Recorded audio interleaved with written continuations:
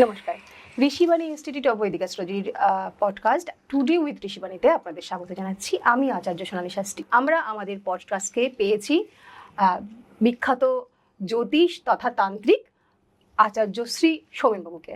নমস্কার সৌমেনবাবু। নমস্কার। মানে আমি যে জন্মগ্রহণ করলাম, করার পরে আমি এখন যদি কল্পনা করি আমি ঐশ্বর্য রায়ের ভাগ্যটা নিয়ে নেবো, সেটা তো সম্ভব না। তার জন্য তো আমাকে প্রারব্ধ নিয়ে আসতে হবে। তো সেই ক্ষেত্রে আপনার এই যে আমি মনে করছি আমি মায়ের কাছে গিয়ে যা কিছু চাইতে পারি, সেই চেয়ে পাবো কি পাবো না, তার জন্য তো আমাকে কর্মফল নিয়ে আসতে হবে, তবেই তো সেটা সম্ভব। প্রথম কথা বলে, কর্মফলটা কিন্তু এখনকার কর্মফল এখনই মিলবে। প্রারব্ধ ফল আলাদা, তুমিও জানো না আমিও জানি না কি করে এসেছি, কিন্তু কর্মফল বিষয়টা এখানকার কর্ম এখানেই মিটবে, এখানকার কর্ম কিন্তু আগামী দিনে মিটবে না। একটা ছোট্ট গল্প বলি তোমাকে। দুর্গাপুরে মারাত্মক চেম্বার আমার 2009 থেকে 8-9 থেকে দুর্গাপুর ভিডিঙ্গে বোর্ড হোটেলে রিলায়েন্স আমি বসতাম। 2020 পর্যন্ত বসেছি। তারপর ডিউ টু কোভিড, সবাই যেন প্যান্ডেমিক সিচুয়েশন, তারপর আমার মেয়ে বড় হতে থাকলো, ও মেডিকেল নিয়ে পড়াশোনা করছে, যার ফলে আমি ভাবলাম না, একটু বাড়িতেও সময় দিতে হবে। অনেকটা সময় তো মানুষের, যার জন্য মায়ের পঞ্চমুণ্ডী আসন আমার বাড়িতেই রয়েছে মন্দির, ওখানেই আমি বসি, ওখানেই দেখি। 2011-12 সাল নাগাদ একটি ছেলে আমার কাছে আসে, জাস্ট টুকটাক দীপুদা ট্যুর অ্যান্ড ট্রাভেলস ব্যবসা করে তখন, মানে দীঘা, পুরী, দার্জিলিং। তো এসে বলে, দাদা আমি বড় ধরনের কোনোদিন ট্যুর অ্যান্ড ট্রাভেলস এর ব্যবসা করতে পারবো কিনা। ওর একটু ওই কুন্ডু স্পেশালিস্ট বা ব্যানার্জি স্পেশালিস্ট যারা এখন পশ্চিমবঙ্গে খুব নাম করেছে, তাদের কাছাকাছি যাওয়ার একটা স্বপ্ন থাকা ভালো, সৎ পথে। তা আমি দেখে দেখে বললাম ভীষণ পারবি। তারপর আমি কিছু পূজা পাঠ হোমযজ্ঞ করে কিছু কবচ টবচ দিই। দেওয়ার পর ও ডেভেলপমেন্ট করতে শুরু করে। আগে মাঝে মাঝে ঘন ঘন আসতো, তারপরে আসার সময় হয়ে উঠছে না। মাঝে মাঝে আমি ফোন করি, কিরে কোথায় আছিস? কারণ আমার একটা স্বভাব আছে, প্রত্যেক কাস্টমারের সাথে কাস্টমার ক্লায়েন্ট আমার সম্পর্ক না, আমার সম্পর্ক হচ্ছে ভক্তের সাথে ভগবানের সম্পর্ক। প্রত্যেকের ওপর দায়িত্ব থাকে, সে যোগাযোগ করতে ভুলে যেতে পারে, আমি যোগাযোগ করি। দা বলছে, দাদা এই অন্ধ্রপ্রদেশ ট্রিপ করে এলাম, এখন কামাখ্যায়, এই দাদা কেরালায়, এই দাদা অমুক কোথায়, না এই সিমলা, কুলুমায়নি, চন্দ্রতাল। না খুব ভালো করছে। করতে করতে করতে করতে হঠাৎ 2000 তখন 15 কিংবা 16 ঠিক অম্বুবাচী তিথি আগে আমাকে ফোন করে হাওয়াও করে কাঁদছে। বললাম কি হয়েছে? দাদা আমার একটা সর্বনাশ হয়ে গেছে। বললাম কি সর্বনাশ? বলছে দাদা আমাকে একজন না মিথ্যে কেস দিয়েছে, শ্লীলতাহানি আর রেপ। তুই কি করে জানলি? না আমাকে দুর্গাপুর থানা থেকে আইও ফোন করে বলছে ইমিডিয়েট সারেন্ডার করতে। আলাম ঠিক আছে, তুই কোথায় আছিস? বললো আমি অরুণাচল প্রদেশ। তাই বললাম তুই ওখানে থাক, কোন আইও তোকে ফোনটা করেছিল তার নাম্বারটা দে। তা দিল। আমি যেহেতু দুর্গাপুরে থাকি, যেহেতু আমি ওকে ভালোবাসি, আমি একটা পলিটিক্যাল রেফারেন্সে খোঁজটা লাগালাম ওর এগেনস্টে কি আছে। দেখলাম ওর এগেনস্টে কোর্ট কমপ্লেনে 156 ক্লজ 3 দিয়ে 354B করেছে। তা আমি বললাম ঠিক আছে, তুই আয়, আমি লয়ারের সাথে কথা বলে দেবো, বেল হয়ে যাবে। এইবার এইটুকখানি আমি জানি। তারপরে বেশ দিন 10-15 পর দেখি আমার বাড়িতে হঠাৎ রাতের বেলা এসে হাজির। তখন রাত্রে 8-9টাও প্রতি বছর আমার বাড়িতে আসতো। আমার বার্ষিক পুজোতে বিরাট ধুমধাম করে হয়। হ্যাঁ তুই কাঁদছিস কেন? এসে কান্নাকাটি করছে। বলছে দাদা আমি লয়ার পাঠিয়েছিলাম, আইও কি করেছে 164 বলে একটা অপশানে গোপন জবানবন্দি করে মেয়েটা গিয়ে বলেছে আমাকে শ্লীলতাহানির পরিবর্তে আমাকে রেপ করা হয়েছে। আমি বললাম তুই কি করে জানলি? বললো আমি লয়ার পাঠিয়েছিলাম, লয়ার বর্ধমান কোর্টে এরকম করেছিল, ফাইল জমা দিয়েছিল বেলের জন্য, কিন্তু বেল হলেইনি। লয়ার আমাকে বললো। আলাম তোর সাথে পরিচয় কিভাবে? এইবার পরিচয়টা হচ্ছে ওই ট্যুর অ্যান্ড ট্রাভেলস করতে করতে হঠাৎ সম্পর্ক হতে গিয়ে একটা মানুষের সাথে ভালো রিলেশন হতে হতে আপ অ্যান্ড ডাউন করতে করতে একটা ভালো জায়গায় সম্পর্ক তৈরি হয়ে যায়। সম্পর্ক তৈরি হয়ে যেতে এইবার ছেলেটি মেয়েটিকে ভাই বা দাদা বলে ডাকে, সম্পর্কটা খুব ভালো জায়গায় গভীরে যায়। যেতে যেতে যেতে যেতে ওই মেয়েটির হাজবেন্ডের শোনার দরকার, যেহেতু ওর পয়সা প্রচুর হচ্ছে, ট্যুর অ্যান্ড ট্রাভেলস, ওকে চাপ দেয় যে তুমি প্রতি ট্যুর করে আসবে, আমার হাজবেন্ডের দোকান থেকে সোনার গয়না কিনতে হবে। তো ও বলছে আমার প্রয়োজন লাগলে আমি কিনবো, কেন কিনতে যাবো, এখন সোনার গয়না আমি বিয়ে শাদী করিনি, প্লাস হচ্ছে আমি ব্যবসাটাকে আরো বড় করতে চাইছি। ওইটার হিংসার পরিবর্তে যেহেতু ওই অফারে রাজি হয়নি, ওকে মিথ্যে কেসে ফেলানোর জন্যে ওকে এই কেসগুলো দিয়েছে। তাই বললাম তুই থাক। থাকার পর আমি এবার হাইকোর্টের একজন বিখ্যাত লয়ারের কাছে গেলাম, সবাই নাম চেনে, গিয়ে আমি ডিটেলসটা বললাম, বর্ধমান কোর্ট থেকে ফাইলগুলো যা যা কপি নিয়ে আসলাম। নিয়ে আসার পর হাইকোর্টে ফাইল করার পর জজ সব বক্তব্য শুনে কনভিন্সড হয়ে ওকে বেল তো দিল, সঙ্গে এর সাথে যেটা দিল ওই এফআইআর এগেইনস্টে ক্রসিং করার অনুমতি দিল, যে আপনি যে ডিমান্ডগুলো করছেন মহিলা হিসেবে আপনার কাছে কি প্রত্যক্ষ প্রমাণ আছে। ব্যাস, আমার বন্ধুর বা ক্লায়েন্টের লয়ার যেই ওই ফাইলটা করে ওর কাছে কোয়ারিজ গুলো চাইলো, ও সঙ্গে সঙ্গে গলায় দড়ি দিয়ে দিল, মহিলা একদম দিয়ে মারা গেল। কি করে জানলাম?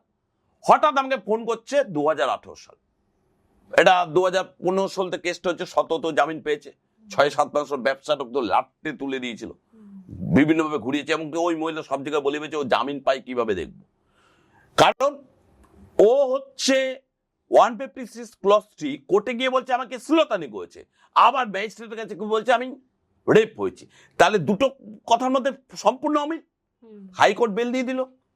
এইবার যখন ওর কাছে জানতে চাইলো রেপ কোথায় কিভাবে যা, তুমি যে রেপই হয়ে থাকো, ধর্ষিতাই হয়ে থাকো, তাহলে তুমি শ্লীলতাহানি মামলা করলে কেন আগে, তাহলে ধর্ষণের মামলা আসনি কেন, এটাই যুক্তি।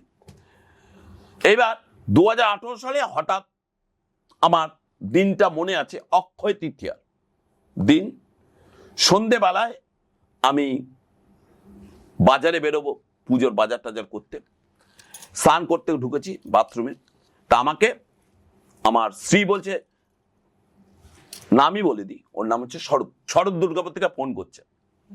তাই বললাম ফোনটা ধরো, বলছে ফোনটা ধরে বলছে তোমাকে চাইছে। আমি বললাম স্পিকারে দাও। তার বাথরুমে তো বলছে কি হয়েছে, বলছে দাদা মেয়েটি মারা গেছে, এইমাত্র খবর পেলাম, দুর্গাপুর থেকে লয়ার একজন বলল ও মারা গেছে, হ্যাঙ্গিং হয়েছে, তা আমার কিছু হবে না তো। আমি বললাম তোর কিচ্ছু হবে না, তুই নিশ্চিন্তে থাক। তাহলে এইবার একটা কথা ভাবো, সে আস্তে আস্তে আস্তে আস্তে আবার ডেভেলপমেন্ট করেছে, আবার ব্যবসাটা রমরমিয়ে চলছে এবং নিশ্চিন্তে নির্ভাবনায় বিয়ে শাদীও করেছে, ভীষণ বিন্দাস লাইফ লিড করছে। এবার তোমাকে বলি, কর্মফল এমনই একটি জিনিস, তুমি দেখো ছেলেটাকে হ্যারাসমেন্ট করিয়েছে, ছেলেটাকে মেরে ফেলতে পারে, আর আপনাকে হত্যা করলে, কারণ এই মানব জন্ম বহু সৌভাগ্যের পর পাওয়া যায়, তারপর যদি আত্মাকে হত্যা করা হয়, তার জন্ম কিন্তু 144 বছরে কোনো পরিত্রাণ পায় না। এটা আমি বলছি না, এটা গীতাতেও বলা আছে। তাহলে ও আত্মহত্যা করলো, ওর তাহলে মুক্তি হলো? হ্যারাসমেন্ট করে কি আলটিমেটলি কোনো লাভ পেলো না? সুরাও হলো। এটাই কর্মফল। আবার তোমাকে আর একটা কর্মফল বলছি, বর্তমানে সবাই দেখতে পাচ্ছেন একটা পলিটিক্যাল রাজনৈতিক দল, আমি কোনো দলের নাম করছি না, 2011 উৎপত্তি, সবাই জানে কার কথা বলছি, 2026 পতন।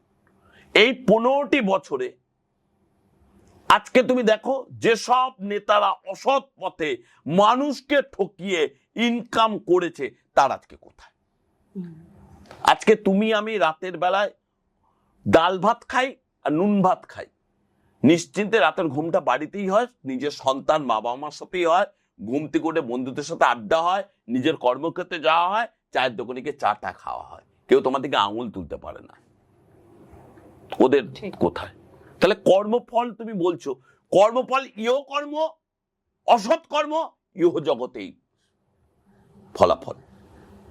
আর প্রাগ্ধ ফল যেটা বলছো যে আমি এটা হতে চাই, ঐশ্বর্যটা একটাই হবে, ঐশ্বর্যের বিকল্প কেউ হবে না, আমার বিকল্প আদার্স কেউ হবে না, কিন্তু সেই জায়গা তোকে পৌঁছে দিতে হবে। সেই জায়গাটার জন্য চেষ্টা, ভাগ্য, ভরসা, ভক্তি করলে তবেই মিলবে মুক্তি।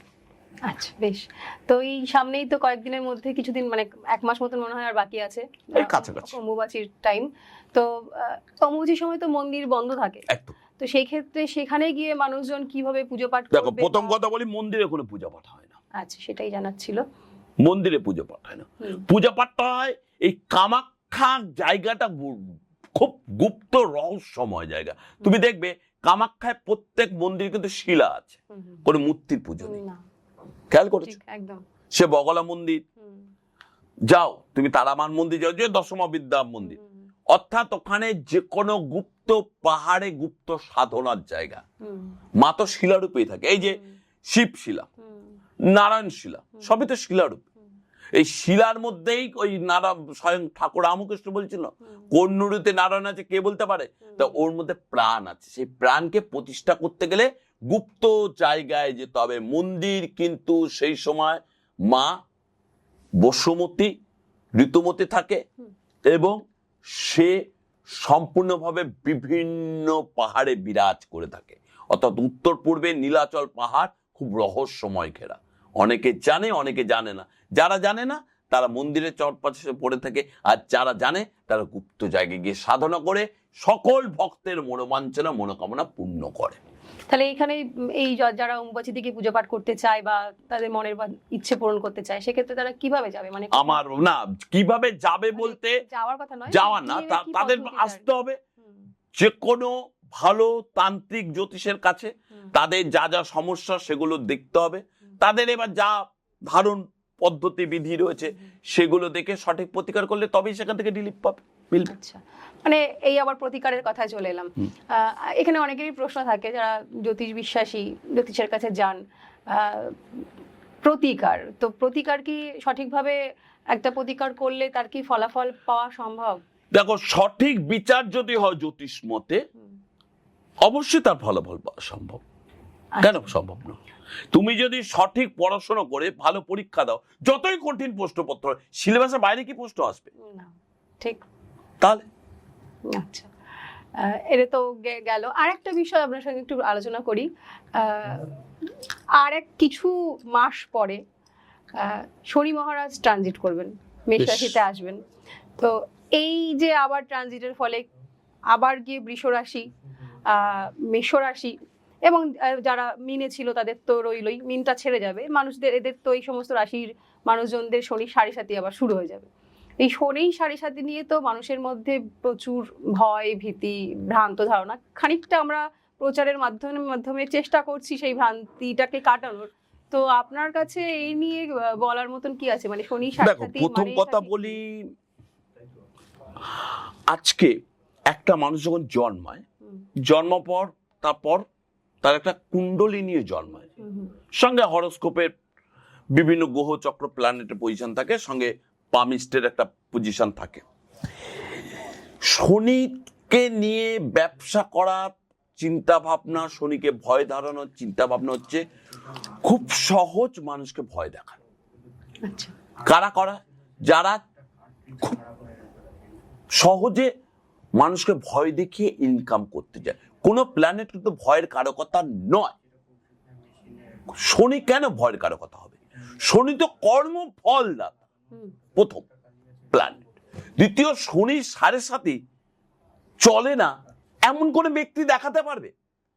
আচ্ছা, মারাঠি, গুজরাটি, পাঞ্জাবি, এদের কি শনির সাড়ে সাথে চলে না? হ্যাঁ, চলে তো। তাহলে এরা ভয় পায়? ভয় পায় না। ভয়টা পায় আমাদের বাঙালি অর্ধশিক্ষিত, অর্থাৎ আমি ভগবান মানি না, নাস্তিক কিছু সম্প্রদায় আছে, মানি না। সে না মানাটাকে তো পড়ে মানতে হবে, তোমাকে জেনে মানতে হবে। মানি না নাকি জানি না তাই মানি না, জানার চেষ্টা করি না তাই মানি না। যে জেনেছে সে হচ্ছে এটার উপর এতটাই কনসিয়াস করে ফেলেছে যে আমার নিজের দেখা যে জ্ঞানগঞ্জতে FRCS MRCP ডাক্তাররা সবকিছু ছেড়ে দিয়ে শুধু বলছে এ তো গ্যালাক্সি, আমরা তো কিছুই জানি না। অর্থাৎ এই সায়েন্স যেখানে শুরু, আমাদের অকাল সায়েন্স সেখানে শুরু, সায়েন্স যেখানে শেষ, শেষ অকাল সায়েন্স। আর এ হচ্ছে এমন আর সমুদ্র হিমাচল, জীবনে কত জন্ম পড়লেও শেষ হবে না। তুমি একটা জিনিস ভাবো এখানে বলতে গেলে, যখন সারা বিশ্বব্যাপী শিক্ষা ব্যবস্থা ছিল না তখন আমাদের টোল, হ্যাঁ, আমাদের এই টোলের উপর সুলতানরা এসে যখন দেখলো যে এই হিন্দুরা অনেক দূর এগিয়ে যেতে পারে, তাহলে এদেরকে বেনওয়াজটাকে নষ্ট করার জন্য আমাদের নালন্দাকে যখন আক্রমণ করা হলো, পুস্তকগুলো পড়তে কতদিন সময় লেগেছে? 3 মাস পুস্তক পড়েছে। প্লাস যেসব পণ্ডিতরা ছিলেন তাদের উপর অত্যাচার করা হয়েছে, কারণ তারা এক একটা লাইব্রেরি, তারা এক একটা বই, ওরকম বই হাজার হাজার লিখে দেবে, কিন্তু তাদের উপর অত্যাচার করা হয়েছে। সুশ্রত প্রথম প্লাস্টিক সার্জন। তাহলে আচ্ছা, আজকে আমরা কথায় কথা বলি অমুক ডাক্তার ধন্যান্তরী, তা ধন্যান্তরী ডাক্তার তো বহু বছর আগে আবিষ্কার হয়েছে, ছিলেন প্রমাণিত, এবং যার জন্যে আমাদের দেখবে ধন্যান্তরী দিবস কোনটা না, কার্তিক মাসে কৃষ্ণপক্ষে ত্রয়োদশী তিথি, ওটাকে এখন ধন্যান্তরী, যেটা আয়ুর্বেদিক শাস্ত্রের জনক ধন্যান্তরীকে ধানতেরাস দিবস হিসাবে পালন করছে, তা নয়, ধন্যান্তরী। তা এই জায়গাটা দাঁড়িয়ে বলি, শনিকে ভয় পাওয়ার কোনো কারণ নেই। শনির 7.5 প্রত্যেকের জীবনে 2 থেকে 3 বার আসবেই। একবার শৈশব থেকে কৈশোর, একবার যৌবন থেকে মধ্য বয়স, আর একবার বার্ধক্য। এবার এই 3টে বয়সের মধ্যে যে কোনো একটা সময় আপনার গুরুজনের প্রাণহানি হবে। এবার অঙ্কে আসি, একটা ছোট্ট অঙ্ক। ধরুন আপনার বয়স 40, এটা কিন্তু পুরো জ্যোতিষটা ম্যাথমেটিক্স, 40। তাহলে আপনার বাবার বয়স বা আপনার গুরুজন যিনি আছেন তার বয়স কম করে 70-72 কাছাকাছি, 70-75। এবার এই 70-75 বয়সে ওনার যাওয়াটাই অস্বাভাবিক হলে, যে কোনো মৃত্যু কাম্য নয়, শতগুণ বাঁচুক সবাই চায়, কিন্তু আমাদের সব থেকে সত্য জিনিস হচ্ছে জন্মানো পর মৃত্যুটাই একমাত্র সত্য, বাদ বাকি সব মিথ্যে। তাহলে 70-75 বয়সে সব যাওয়াটা অস্বাভাবিক, কিন্তু স্বাভাবিক যাবেই। তাহলে এটাকে ভয় পাওয়ার কোনো কারণ নেই। দ্বিতীয় কারণ হচ্ছে, আপনি এই যে শনি 7.5-এর আগে যে গোল্ডেন প্লাটিনাম টাইমগুলো পাচ্ছেন, সেইগুলো আপনি সৎ পথে ব্যবহার করেছেন না অসৎ পথে ব্যবহার করেছেন? আপনি যদি অসৎ পথে ব্যবহার করেন তাহলে উনি তো কর্মফল দেবতা, আপনাকে তো নিগড়ে তার, আপনি যদি শ্রমিকের শ্রম না দিয়ে, তার ঘাম শুকানোর আগে যদি পয়সা না দিয়ে যদি তার অর্থ মারেন, তাহলে আপনাকে তো মারবেও। আপনি যদি যোগ্য ব্যক্তি যোগ্য পাওনা না দিয়ে আপনি যদি তার কোনো ক্ষতি করেন, তাহলে আপনাকে তো সে ক্ষতি করবেই, কারণ কর্মফল দেবতা, জাস্টিস। আপনি যদি আমার নামে মিথ্যে মামলা দেন, তাহলে আপনিও তো সেই ট্যাপে আপনি পড়বেন।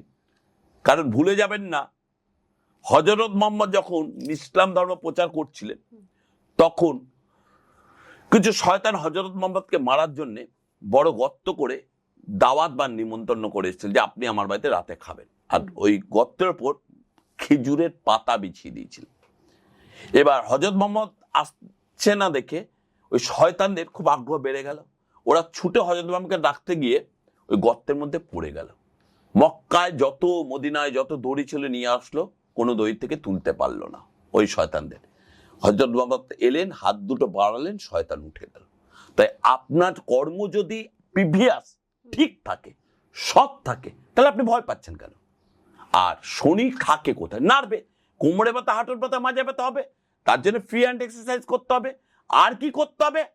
শনি যাতে আপনার অ্যাক্টিভ ভাবে ক্ষতি না করতে পারে, তার জন্য প্রতি মঙ্গলবার শনিবার বজরংবলী পাঠ, বজরংবলী মন্দিরে গিয়ে একটু লাড্ডু, চামেলি তেল প্রদান, আর সৎ পথে থাকা, পরিষ্কার পরিচ্ছন্নতা থাকা। কারণ শনি 7.5 চললে দেখবে খুব ডিপ্রেশন চলে আসে, খুব অ্যাংজাইটি চলে আসে। আমি তোমাকে বলছি, তুমি দেখবে এখন একটা খুব ভালো সুখের অসুখ বেরিয়েছে, তার নাম কি জানো? ডিপ্রেশন বা অ্যাংজাইটি, বা দেখবে একটা খুব ভালো ডাক্তার বেশি অ্যাড দেয় সাইকিয়াট্রিস্ট প্রবলেম।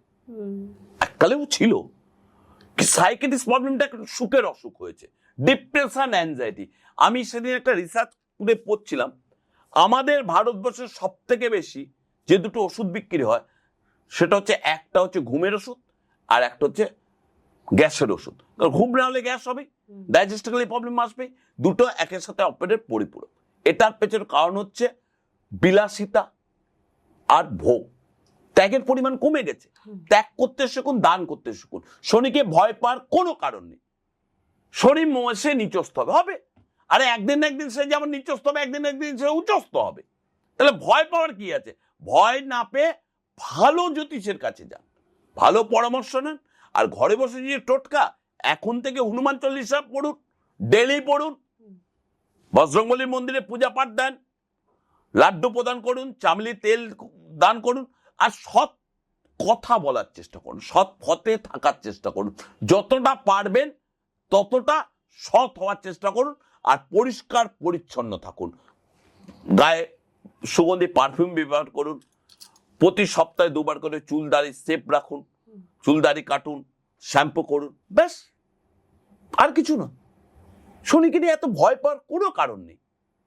এখানে শনি 7.5 চলছে, তো শনির সাথে আমার চলছে। গুজরাটি মারাঠিরা শনির সাথে তো কোনদিন ভিখারি হতে দেখেছে? দেখবেন না। কেন দেখবেন না বলতো? ওরা সঠিক নিয়মটা জানে, পড়ে নিয়ম জানে, জেনে নিয়ম জানে, আর এরা না জেনে জানে। তাহলে আপনি বললেন মোটামুটি বুঝতে পারলেন শনি মহারাজকে নিয়ে ভয় পাওয়ার তেমন কিছু বিষয় নেই, যদি আপনার কর্ম সঠিক হয়। শনি মহারাজ কর্মফলদাতা, তিনি ধৈর্যের কারক। ধৈর্য ধরুন, ধৈর্য ধরলেই এবং সঠিক পথে থাকুন, সঠিক কর্ম করুন, তাহলে আর শনি মহারাজকে ভয় পাওয়ার কিছু নেই। যদি কোনো রকম ভাবে অন্যায় কর্ম করে থাকেন, কেউ না জানুক, উপরে সেই একজন জানেন, সেই একজন কিন্তু এই শনি মহারাজ, তার প্রকোপ থেকে তাহলে মুক্তি নেই, নতুবা ভয় পাওয়ার কিন্তু কিচ্ছু নেই। মনের জোর রাখুন। মনের জোর আমাদের দিয়ে থাকেন চন্দ্র, আমরা সবাই জানি। আর এই মনের জোর যদি কমে যায়, তখনই কিন্তু শনি মহারাজ আমাদের উপর প্রকোপটা ফেলেন, নতুবা নয়।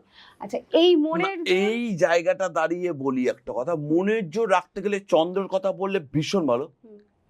চন্দ্রের জন্য শুধু মুনস্টোন বা মুক্ত বললাম হবে না, প্রত্যেক মহিলাকে সম্মান দিতে হবে, মাতৃজ্ঞানে সেবা করতে হবে। ঠিক। আমি এমন এমন মানুষকে দেখি, শনির 7.5 নেই, মাঙ্গলিক নেই, বয়সও হয়ে গেছে, অথচ বাচ্চা বাচ্চা মেয়েদের দেখবে কুদৃষ্টিতে তাকিয়ে একটা লালসার ভোগে দেখে। হয় চকলেটের লোভ দেখালো, কিংবা কোন একটি খেলনার লোভ দেখালো। আমার বিশ্বাস করো, তাদের তখন আমার এমনটি মনে হয় যে ভারতবর্ষে যদি এই আইনটা প্রচলিত হতো যে কোন শিশুকে বলাৎকার করার জন্য একদম নো এফআইআর, নো বা বিচার, অন স্পট ফয়সালা। কারণ তুমি মাকে গালাগালি দিচ্ছ, মদ খেয়ে বউ মারছো, বা বউয়ের ওপর অত্যাচার করছো, বিধবা মায়ের সম্পত্তি লিখে নিয়ে তাকে খেতে না দিয়ে তুমি রাস্তায় বসিয়ে দিচ্ছ, আর তুমি বাড়িতে বিরাট বড় মায়ের মন্দির করে মা মা মা করে চিৎকার করছো ভোরবেলা। মা শুনবেন না, একদম নয়। সেই একদমই তাই, একদম। এটাই শুধুমাত্র রেমেডি কাজ করে না, রেমেডির সঙ্গে কর্ম যদি সঠিক না হয়, সেক্ষেত্রে রেমেডি 100% রেমেডি যদি বা কাজ দেয় না, আমরা 33%ই ধরি, তো 33% রেমেডি, 33% বাস্তু, আর 33% আমাদের কর্মটাকে তো সঠিক করতেই হবে। আচ্ছা, এইখান থেকে একটা প্রশ্ন চলে আসি। এই যে কর্মের তো বিভিন্ন রকম বিষয়বস্তু থাকে, ইদানিংকালে যে ভালোবাসার ব্যাখ্যাগুলো বেরিয়েছে, বিভিন্ন রকম ভালোবাসার আবার অনেক রকম তাদের ধাপও হয়, কি সব বেড ক্রাম্বিং, বেঞ্চিং, এই সমস্ত কি সব শব্দ আছে যেগুলো আমরা আগে জানতাম না, এখন শুনছি। এবং এই লোভের বশীভূত হয়ে প্রচুর প্রেমিক প্রেমিকা বা যারা সত্যি সত্যি একে অন্যকে ভালোবেসে ফেলে, আটকে রাখার চিন্তা ভাবনার জন্য তাদের মধ্যে একটা টেন্ডেন্সি তৈরি হয়েছে বশীকরণ।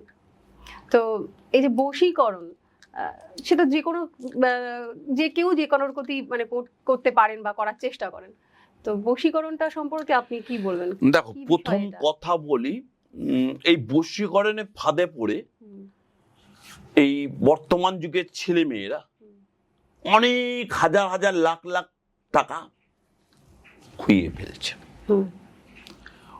বশীকরণ হচ্ছে আমাদের যে ষষ্ঠ কর্ম রয়েছে, ষট কর্ম, বশীকরণ, মারণ, উচাটন, বিদ্বেষণ, এটা আমাদের জন্য। সেটাকে খারাপভাবে অ্যাপ্লাই করে প্রেমিককে আকর্ষণ করার জন্য করা হচ্ছে। যে বশীকরণ করলো, প্রথম কথা বলছি বশীকরণ কথাটা সর্বৈব মিথ্যে, আচ্ছা, সর্বৈব মিথ্যে। বশীকরণ বলে কোনো কথা হয় না। কারণ আজকালকার দেখবে, এই যে তুমি একটু আগে ভালোবাসা বলছিলে, আমরা ভালোবাসা মনে জানতাম কি দেবদাস পারুর ভালোবাসা, আমরা ভালোবাসা মনে জানতাম হয় সাকসেস নয় ফেলিওর। ফেলিওর মানে ব্যর্থ প্রেমিক, আর সাকসেস মানে বিয়ে। এখন ভালোবাসার একটা নাম হচ্ছে ব্রেকআপ। ঠিক আছে, আমি মধ্যিখানে দেখছিলাম কোথাও একটা ব্রেকআপ পার্টি হচ্ছে। ঠিক আছে, আবার একটা সিচুয়েশনশিপ ভালোবাসাও এখন হয়, আবার লিভিং চলে এসছে। ঠিক আছে, মানে যুগ পাল্টাচ্ছে, সময় পাল্টাচ্ছে, বিভিন্ন ওয়ার্ড যুক্ত হচ্ছে। কি সব ওয়ার্ড আমি নিজেও জানি না, বিশ্বাস করো আমার মনেও থাকে না। আমি এই জায়গাটা দাঁড়িয়ে বলি, এর পেছনে কারণ কে জানো? আমাদের প্ল্যানেট, টোটালটাই প্ল্যানেট। দেখো, আগে জ্ঞান ছিল প্রচুর, দেবগুরু বৃহস্পতি মানুষের মধ্যে প্রজ্ঞা দিয়েছে, যার জন্য মানুষ দেবে আগেকার দিনে কোনো খারাপ কাজ করতে গেলে 10 বার ভাবতো, বিবেক যেটাকে আমরা বলছি। এবং আগেকার দিনে পণ্ডিত মানুষদের পাণ্ডিত্য ছিল, প্রতি সপ্তাহে হোক গুরু পাঠশালায় গিয়ে পাণ্ডিত্য জ্ঞান নিত, বা পাচক ঠাকুর ছিল যে জ্ঞান প্রদান করত। এখন এই বৃহস্পতিটা কলিযুগে উল্টে গিয়ে দ্বৈত গুরুর আবির্ভাব হয়েছে, শুক্রাচার্যের মুখ্য মোহ। আজকে আইফোন 17 বেরোচ্ছে, তো কালকে আইফোন 18 বেরোবে, 18টা আবার মডুলেশনে প্রো ম্যাক্স বেরোবে, আর একটা কোম্পানি বেরোবে। মানে মানুষের চাহিদা দিনের পর দিন বাড়ছে। ঠিক আছে, এই বাড়ার পর যেটা হচ্ছে, সেই মোহ লাভে মুখ্য লাভে পড়ে সাময়িক ভালো লাগাটা তৈরি হচ্ছে। যেই তার মধ্যে ভালো লাগাটা কোনোভাবে শেষ হয়ে যাচ্ছে, ভালোবাসাটা অন্যদিকে টান নিচ্ছে। আর যেই ভালোবাসাটা টান নিচ্ছে, ভোগের সাথে কি থাকে? দুর্ভোগ থাকে, থাকে কিনা? একদম। যেই ভালোবাসাটা অন্যদিকে টান নিচ্ছে, সঙ্গে সঙ্গে কি হচ্ছে দেখবে, প্রচুর পানশালায় যাচ্ছে, বা অন্য জায়গায় গিয়ে যেটা নাইট ক্লাব, সেখানে গিয়ে অন্য কোনো বার ডান্সের সাথে পয়সা ওড়াচ্ছে, কিংবা ক্রিমিনাল মেন্টালিটি অ্যাক্টিভিটির মধ্যে চলে যাচ্ছে। তার সাথে সাথে যেটা যাচ্ছে, সেটা দেখবে এখনকার ইয়ং জেনারেশনের, আমি ইয়ং কি বলবো, 12, 13, 14 বছর ছেলে পেলেদের সব থেকে বড় জিনিস তৈরি হচ্ছে আত্মহত্যা প্রবণতা। ভীষণ বাজে জিনিস। তুমি একটা কথা বলো তো, আমরা ছোটবেলায় তুমি আমি প্রচুর দুষ্টুমি করেছি, কারো কাছে ফল ছিঁড়েছি, কারো কাছে ফুল ছিঁড়েছি। বিশেষ করে সরস্বতী পুজোতে ফুল ছিঁড়ে চুরি করিনি এমন সৎ মনে হয় কাউকে পাওয়া যাবে না, এটাই ছিল আমাদের আনন্দ। আর পুজো মানে সরস্বতী পুজোর আগে কুল খেয়ে ফেলিনি, বা কুলের ভয়টা খাইনি পরীক্ষা পাস করবো বলে, এ ভয়টা আমাদের সকলেরই ছিল। ঠিক। কিন্তু আমরা স্কুলে মারও খেয়েছি, বাবার কাছে বলতে হলে বাবা উল্টে আরো দুঃখা দিয়ে দিয়েছে, পাড়ার জেঠু দাদুরা মেরেছে। কিন্তু আমাদের মধ্যে বিন্দু মাত্র এই মেন্টালিটির প্রবণতা কোনোদিন ছিল না, হয়েছিল। এখনকার ছেলে মেয়েদের মধ্যে ভোগ বিলাসটা এতটাই বেড়ে গেছে, তারা যে কোনো দুঃখকে কষ্টকে সহজে মেনে নিতে পারছে না। এটার জন্য কিন্তু টোটালটাই প্ল্যানেট সিস্টেম দায়ী। বলে না, বিজ্ঞান দিয়েছে বেগ, কেড়ে নিচ্ছে আবেগ, আবেগ না, টোটালটাই কেড়ে নিয়েছে মনুষ্যত্বকে। তাহলে বিজ্ঞানের সুফল আমরা বলছি, বর্তমান কলিযুগ, দিস ইজ সায়েন্টিস্ট। ব্যাস, সায়েন্স কোথায় শুরু আর সায়েন্স কোথায় শেষ? আজকে ইসরোর যারা বড় বড় বৈজ্ঞানিক, প্রণব বিশ্বাস, তারা যখনই কোনো মিশন করতে যায়, দেখবে তারা তাদের কাছের মন্দির, আমাদের পদ্মনাম যেটা তিরুপতি মন্দিরে গিয়ে পূজা পাঠ দিয়ে তবেই কিন্তু সাকসেস করে।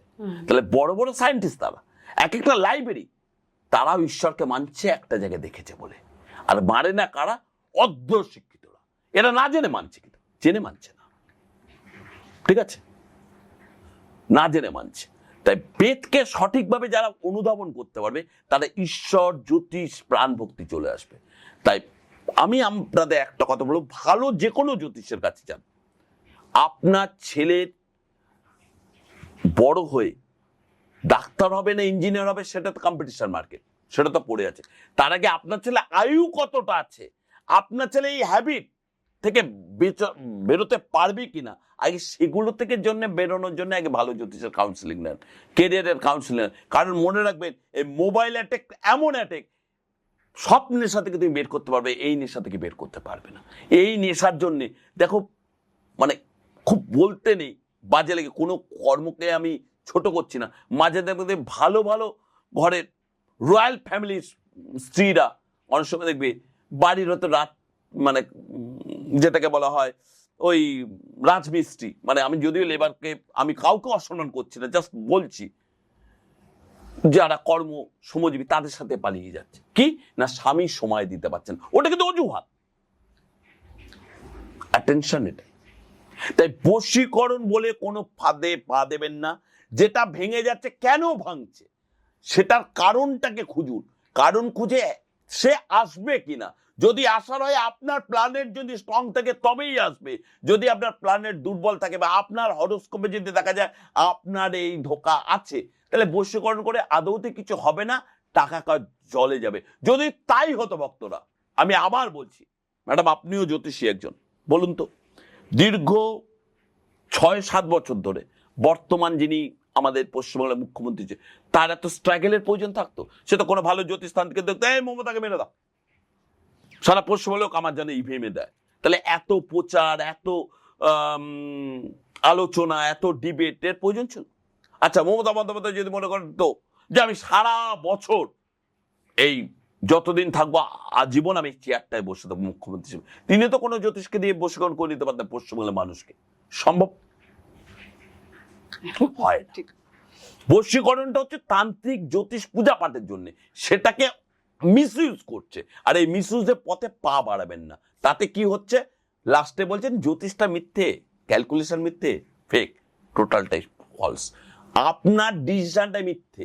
কারণ মনে রাখবেন, হার্ট যদি বন্ধ হয়ে যায়, যেমন বাঁচানো যায় না, তেমন বশীকরণ বলে কোনো কাজ হয় না। ঠিক আছে, আজকে স্যারের সঙ্গে আলোচনা করে খুব ভালো লাগলো। আমরা অনেক বিষয়বস্তু জানতে পারলাম, আপনাদের যা যা প্রশ্ন ছিল আমি মনে করি অনেক কিছু আমরা কভার করতে পেরেছি। পরবর্তীকালে ওনাকে আমরা আবারও চাইবো। আমাদের অনুষ্ঠান আজ প্রায় শেষের দিকে। দাদাকে আরেকবার অনেক ধন্যবাদ আজকের অনুষ্ঠানে আসার জন্য। আপনাদেরও যে সমস্ত বিষয়ে প্রশ্ন আছে বা থাকে, সেগুলো আমাদের কমেন্টে জানাবেন যে কি বিষয়ে আপনারা আলোচনা চাইছেন। আমরা পরবর্তী অনুষ্ঠানগুলো সেই ধরনের আলোচনা নিয়ে আসব। ততদিন পর্যন্ত ভালো থাকুন, সুস্থ থাকুন। মা আদিশক্তির কৃপা আপনাদের সবার উপর বর্ষিত হোক। নমস্কার। নমস্কার।